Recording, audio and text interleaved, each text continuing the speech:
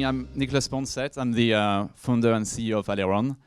And for those who don't know Aleron, we are a social impact consulting firm, and we work with organizations to help to increase their impact and efficiency.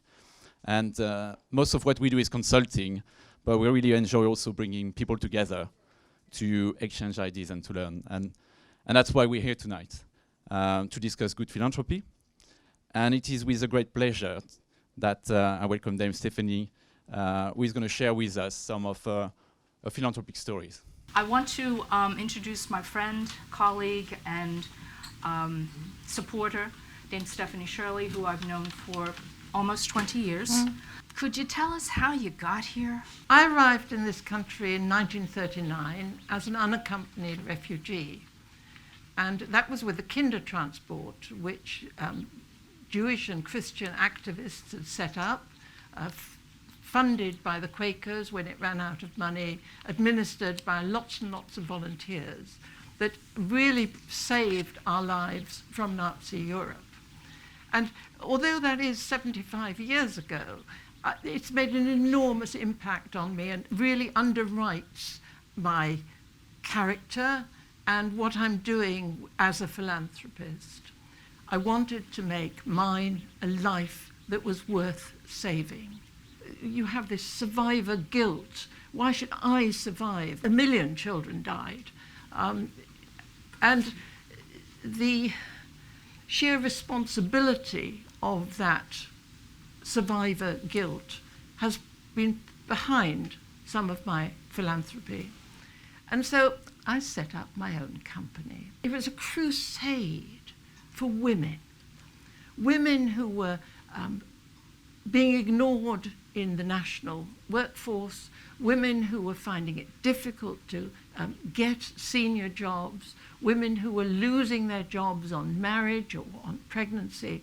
And so my company, the very first minute in the annals of the company was the employment policy shall be jobs for women with children. But the need to think about the company's future. What does somebody like me do with a company long term? And I didn't have family that you could make it into a family company.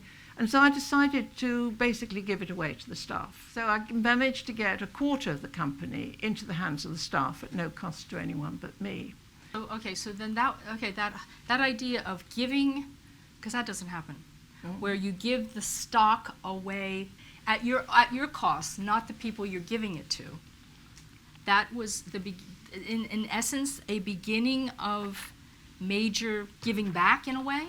In a way, it's one of the major gifts that I've given, yeah, because that was a valuable company. It became extremely valuable.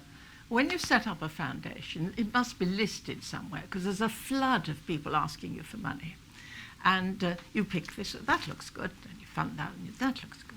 And then you realize that I'm not really getting very much out of this, and I would do much more, have more impact if I thought more about to whom I gave money.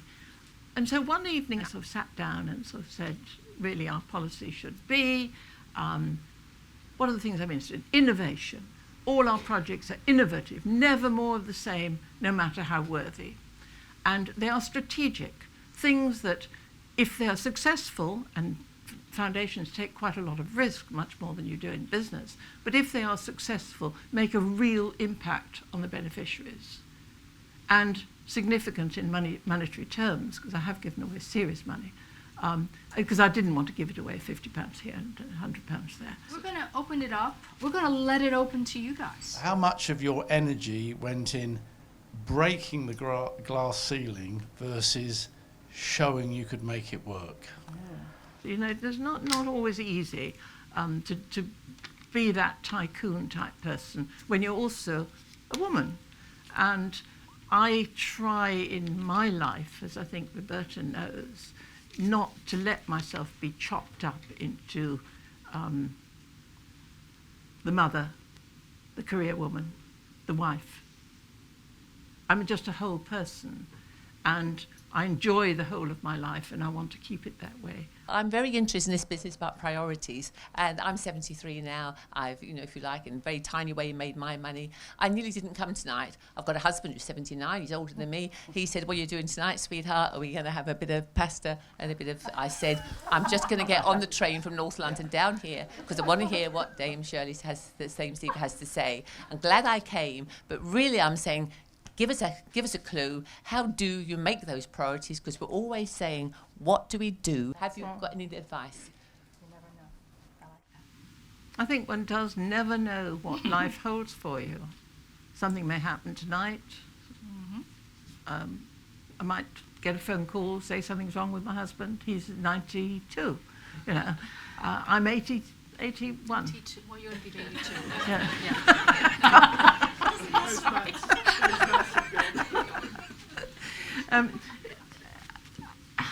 I think I've learned to sort of pick myself up, punch myself down, and start again.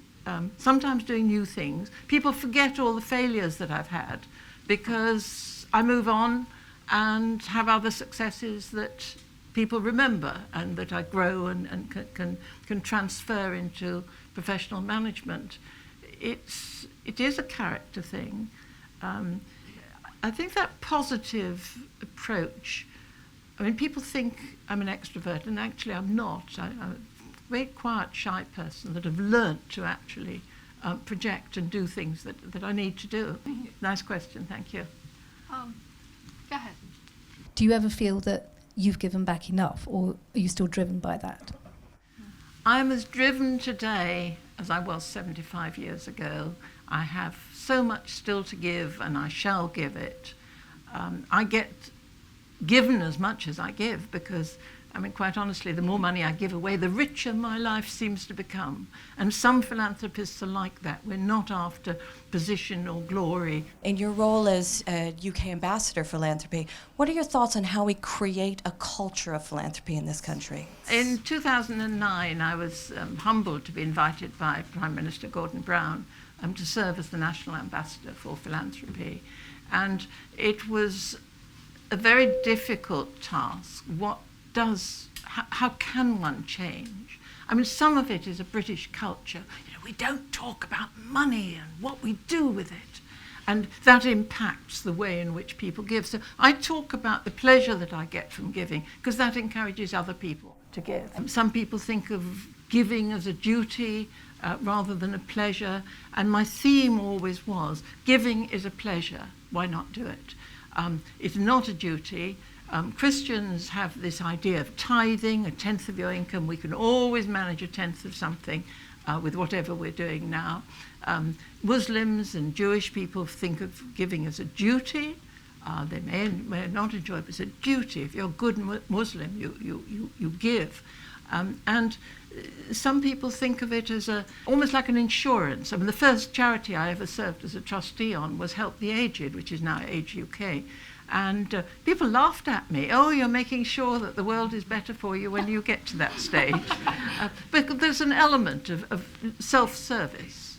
We want the world, our world, to be better. It's much more difficult to give to people that are not like us because we don't understand their motivations. And I work quite hard to make sure that when I give, I don't patronize.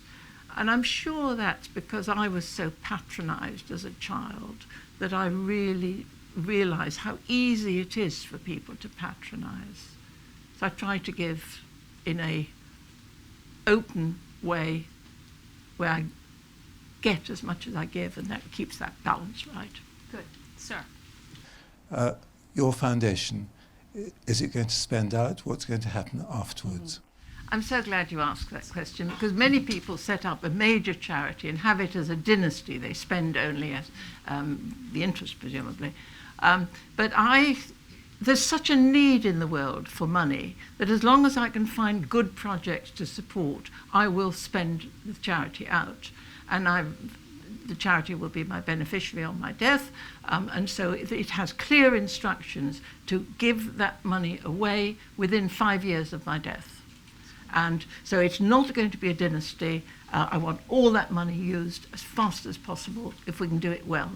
But everybody can be a philanthropist. It's not a question of how much wealth you have. If you can be strategic about what you're doing, you can get so much pleasure from it.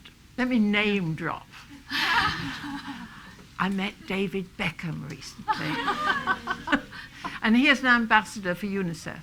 And an ambassadorial role is quite different to a philanthropic role. He's just there to bring visibility to the organisation. So there are all sorts of opportunities, and I think it's fascinating that Japan is going along similar ways. There are other parts of the world that I'm sure are known to people here where it's going in a completely different direction. In this country, the rich are getting richer and the poor are getting poorer, and that discrepancy really should inspire philanthropists to give time, skills and energy. Thank you very much, then, Stephanie.